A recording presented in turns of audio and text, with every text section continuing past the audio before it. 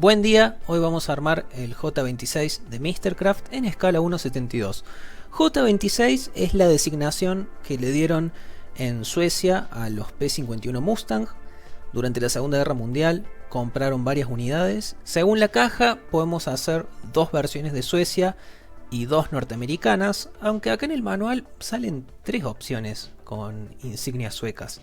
Quizás sea un error. Las calcos se ven bien, bastante prolijas, y las piezas están bastante bien, ¿no? Teniendo en cuenta que este kit es de Mistercraft, está bastante bien. Se pueden apreciar detalles en la superficie, la calidad del plástico es aceptable, digamos que se siente mejor que lo que hemos visto hasta ahora, mejor que las otras maquetas que hemos visto de esta marca. Nada sorprendente, pero se ven más detalles en esta ocasión. Voy a iniciar pintando el interior del fuselaje, así como todas las piezas que van dentro. Armé también la hélice y según las instrucciones la hélice va fija, no hay nada que la sostenga en su lugar, pero intenté hacer algunos cambios como para que pueda girar. Ahora voy a colocar la parte de abajo de las alas, es como si encastraran a presión en su lugar. Coloco la parte de arriba y los estabilizadores traseros. Ahora puedo avanzar con el tren de aterrizaje y por último la pieza de plástico transparente. Lamentablemente la hélice se me salió, así que voy a tener que dejarla fija como me decía el manual,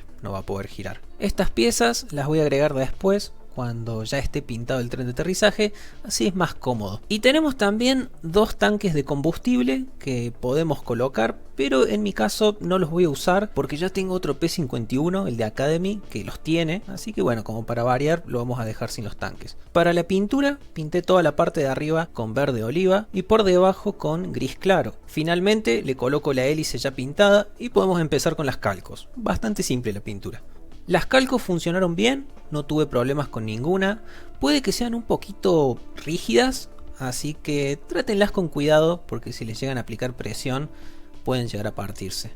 Pero bastante bien, aceptables digamos. Me di cuenta de que no coloqué la calco que va en el asiento, la que son los cinturones, pero bueno, me quedará para otra maqueta futuro. Después de un barniz final ya está listo el J26 de Mistercraft. Estas calcos que ven en la hélice no vienen incluidas, me habían sobrado de otra maqueta, aviso por las dudas. Vamos a compararlo con el otro P-51 que tengo, el P-51D de Academy.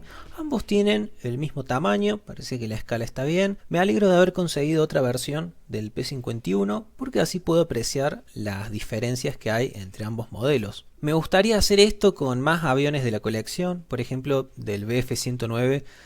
Todas las variantes que tengo son del 109G y me gustaría tener un 109E, a pesar de ser un esquema bastante simple, ¿no? Que es completamente verde. Me gusta, me gustó mucho sumarlo a la colección porque no tenía ningún avión de Suecia y bueno, siempre me alegra poder sumar una nueva nación a la colección para tener más variedad. Como conclusión final, me gustó este kit y lo disfruté bastante.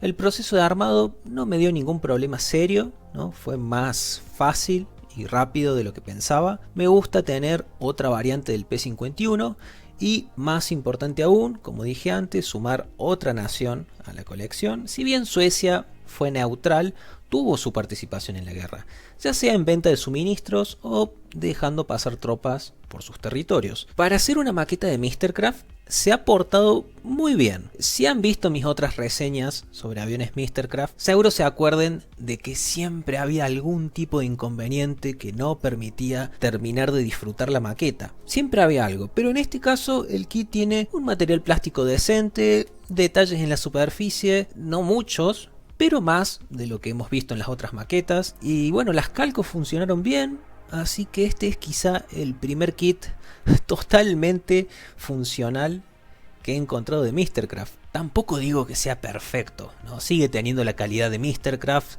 van a tener que lijar algunas uniones, puede que haya un poco de excedente de plástico en algunas piezas, pero nada muy serio. Lo más negativo que encontré por mi parte fue la pieza de plástico transparente. Esta no coincide mucho con la forma del fuselaje, queda medio como flotando ahí, así que puede que esa unión no quede muy prolija y requiera algún retoque. Eso es todo, espero que les haya servido el video y nos vemos la próxima, donde vamos a armar el Bf-110 Night Fighter de Italeri.